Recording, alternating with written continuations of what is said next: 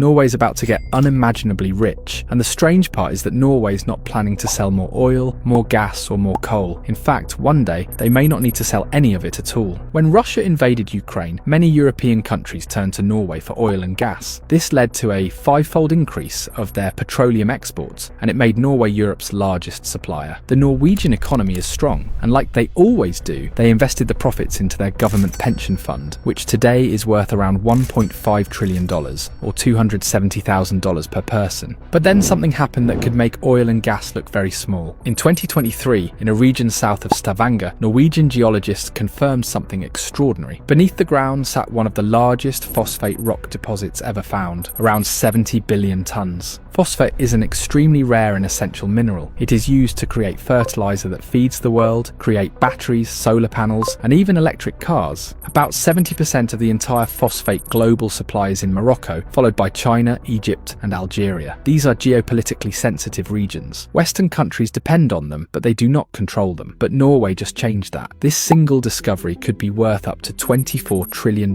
That is roughly equal to the remaining oil wealth of Saudi Arabia. And suddenly, Norway is not just rich, it is strategically powerful. This discovery can propel Norway into a whole new category of rich. At current prices, this rock could be worth $24 trillion, which is similar to the worth of Saudi Arabia's entire remaining oil supply. But to understand how Norway reached this moment, you have to go back much further. In the 1950s, Norway was home to just 3.5 million people. It exported fish, timber, and raw materials. It had been poor centuries earlier, but by mid-century that was no longer true. Norway already had high literacy, low inequality, and a strong democracy. This matters more than people realize. In the early 1900s, Norway learned how to use its geography. Mountains and rivers became hydroelectric power. That cheap electricity fueled heavy industry and modern growth long before oil entered the picture. There is a popular myth that Norway was poor before oil. It wasn't. What it lacked was global relevance. Then in 1959, everything changed nearby. The Netherlands discovered the Groningen gas field, the largest gas field in the world at the time. Suddenly the North Sea mattered a lot. Within a few years, all major oil companies were searching the North Sea, but Norway hesitated. They were concerned that foreign companies might walk away with the profits. There were also no clear maritime boundaries. So if oil was found, how could they know that it won't be claimed by another country? In May 1963, Norway issued a royal decree declaring sovereignty over its continental shelf. 2 years later, European countries agreed on maritime boundaries using the median line principle. Exactly 1 month later, Norway allowed foreign companies to police their bids, and the exploration of the Norwegian North Sea started. It took a couple of years and more than a few failed expeditions, but eventually they found oil. This oil field was huge, and it continues to be a significant source of income for Norway today. Norway also did something unusual next. Instead of selling control, they built it. In 1972, the government founded Statoil, now called Equinor. The state owned most of it. They trained workers, built refineries, and learnt the business. This decision changed everything. Norway was successfully able to keep a large part of oil revenues within their country. This is quite unique in the world. Most resource-rich countries fall into what economists call the resource curse. Oil creates oligarchs, corruption rises, and democracy weakens. But in Norway, this didn't happen. There never really emerged a class of Norwegian oligarchs. Wealth stayed public, and they developed into one of the countries with the highest standards of living in the world. Norway has a GDP per capita of over $100,000, and they live on average 10 years longer than other people in the world. By the 1990s, Norway faced a new question. What do you do when oil money keeps growing? Most countries spend it, but Norway didn't. In 1990, they created the Government Pension Fund Global. Every surplus krone went in the fund. The rule was simple: spend only the returns and save the rest. By law, the government can spend only about 3% of the fund each year. That discipline is rare. By 2023, the fund earned about $380 billion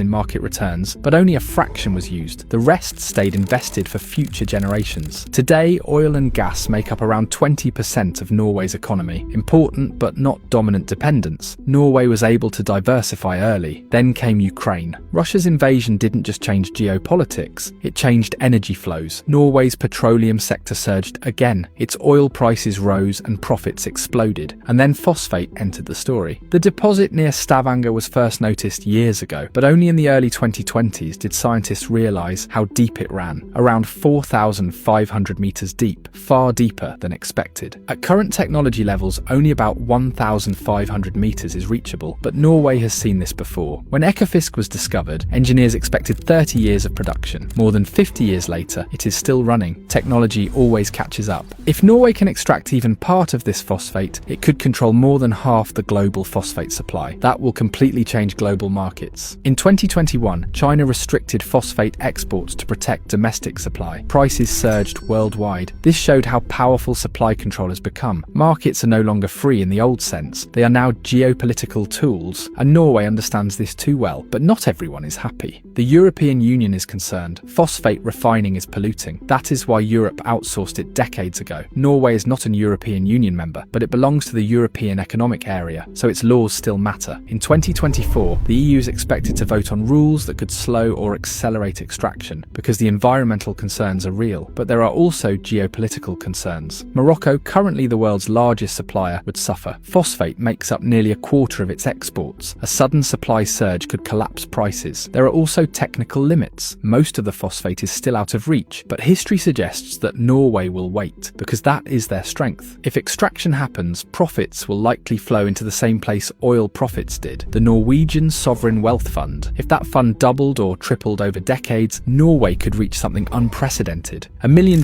in public wealth per citizen. No other country comes even close. Some suggest Norway could increase foreign aid. Others joke it could fund megacities or global climate projects. But Norway's real power is restraint. They have shown that wealth does not have to destroy institutions, that patience can beat greed. This is why Norway may become the world's richest country, not through excess, but through control. Oil made them wealthy. Phosphate could make them untouchable, but only if they choose to use it the same way they always have.